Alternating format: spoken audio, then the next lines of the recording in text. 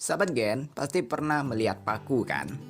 Biasanya paku digunakan untuk konstruksi bangunan atau untuk keperluan menggantung sesuatu di dinding rumah. Tapi pernahkah sahabat Gen mendengar kata tumbuhan paku? Apakah Gen semua pernah melihat tumbuhan tersebut? Kira-kira seperti apa ya? Penasaran? Yuk kita simak materinya. Intro dulu.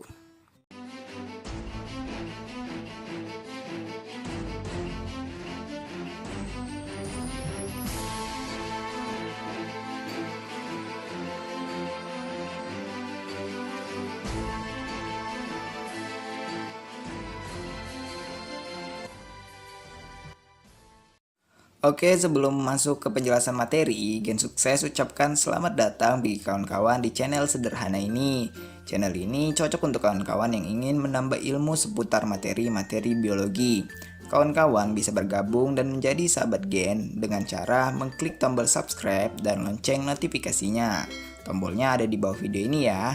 Tidak dipungut biaya sama sekali ya kawan-kawan, alias gratis.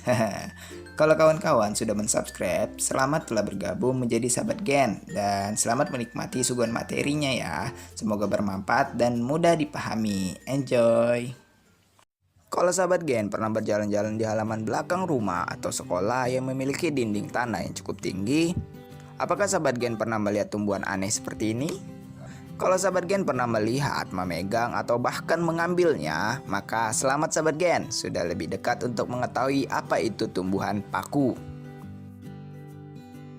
Tumbuhan paku dalam istilah biologi atau latinnya adalah Pteridophyta. Kata tersebut diambil dari kata pteron yang berarti sayap bulu dan phyta yang berarti tumbuhan.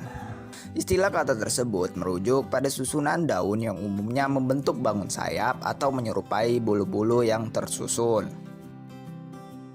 Tumbuhan paku merupakan tumbuhan berkormus dan berpembulu yang paling sederhana. Tumbuhan paku sering disebut dengan tumbuhan Cormophyta berspora karena berkaitan dengan adanya akar, batang, dan daun sejati, serta bereproduksi aseksual dengan spora. Tumbuhan paku juga disebut sebagai tumbuhan berpembuluh atau istilahnya Tracheophyta karena memiliki pembuluh pengangkut. Beberapa pertanyaan biasanya muncul mengenai tumbuhan paku ini. Sahabat Gen pasti bingung kan untuk menentukan batang sesungguhnya pada tumbuhan paku ini? Kalau sahabat Gen menunjuk bagian ini sebagai batang, maka sahabat Gen kurang tepat ya menjawabnya. Batang tumbuhan paku itu terletak di dalam tanah. Namanya adalah rizom. Pada rizom ini akan muncul akar serabut yang berupa rambut-rambut halus dan tangkai daun. Tangkai daun inilah yang tampak di atas permukaan tanah yang sering kita anggap sebagai batang. Oke, berdasarkan ukuran, daun tumbuhan paku terbagi menjadi dua macam, yaitu mikrofil yang diibaratkan sebagai daun kecil di mana tidak terdapat tulang dan tangkai, dan makrofil yang istilahnya daun besar. Sedangkan berdasarkan fungsinya, daun tumbuhan paku terbagi menjadi dua macam, yaitu sporofil yang menghasilkan spora dan trofofil tidak menghasilkan spora. Ibaratnya daun ini hanya untuk fungsi fotosintesis. Kalau sahabat Gen perhatikan lebih dekat lagi, biasanya akan terlihat bagian bulat kecil pada daun tumbuhan paku. Dalam istilah biologisnya ini disebut sebagai sorus. Tenang sahabat Gen, ini bukan merupakan bagian yang berbahaya dari tumbuhan paku. Sorus berkaitan dengan perkembangbiakan tumbuhan ini. Tumbuhan paku berkembang biak dengan spora. Spora tersebut berada di kotak spora atau sporangium, di mana kumpulan sporangium tersebut berkumpul di dalam wadah yang disebut sorus. Sorus sendiri dilindungi oleh selaput yang disebut insidium. Perlu diketahui Gen bahwa tumbuhan paku mengalami dua fase dalam daur hidupnya. Kedua fase tersebut disebut fase sporofit dan fase gametofit.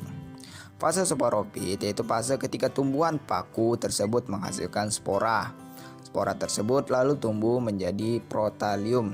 Nah, protalium ini merupakan organisme fase gametofit, berbentuk talus, berukuran kira-kira 1-2 cm dan hanya berumur beberapa minggu. Sebagai organisme fase gametofit, protalium membentuk antheridium atau alat kelamin jantan dan menghasilkan sperma. Dan membentuk juga archegonium, yaitu alat kelamin betina dan menghasilkan ovum. Hasil fertilisasi ovum oleh sperma akan menghasilkan zigot. Zigot berkembang menjadi tumbuhan paku dan kembali dalam siklus hidup sebelumnya. Dan sahabat gen, ternyata tumbuhan paku itu terdiri dari berbagai jenis loh. Tapi tidak termasuk jenis paku yang satu ini ya. Saat ini sudah ada sekitar 12.000 spesies Pteridophyta yang telah ditemukan. Tentunya terdapat pengklasifikasian yang spesifik mengenai tumbuhan satu ini. Beberapa tumbuhan seperti di gambar termasuk jenis tumbuhan paku yang tentu ada karakteristik khusus mengapa dimasukkan dalam jenis tumbuhan paku. Di sesi video lanjutan nanti bakal Gen sukses bahas mengenai klasifikasi tumbuhan paku itu sendiri. Untuk video pengantar ini cukup sampai di sini ya sahabat Gen. Sampai ketemu di next videonya. Semoga bermanfaat dan jangan lupa dukungannya. Terima kasih dan selamat belajar.